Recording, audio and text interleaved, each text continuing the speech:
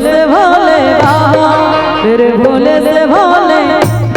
अब सबला बाबा कह रहा है, सबके मुंह से आवाज आना चाहिए, है ना? कम है लेकिन आवाज में बम भर। निवेदन हमारे दीदी भैया मन से एक बार जयकारा के साथ बोल शंकर भगवान की जय हो।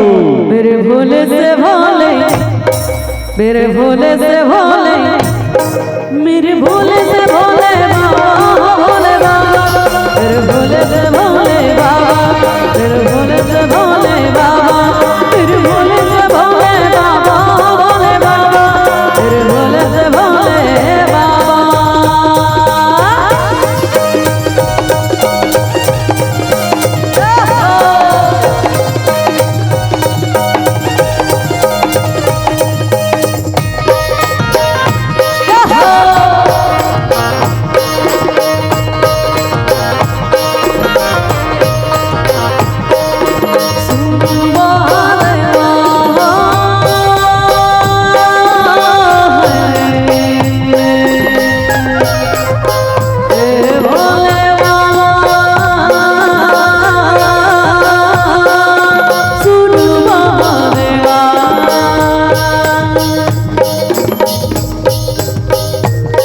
तेरी लीला है अजब निराली, तेरी लीला है अजब निराली, तेरी महिमा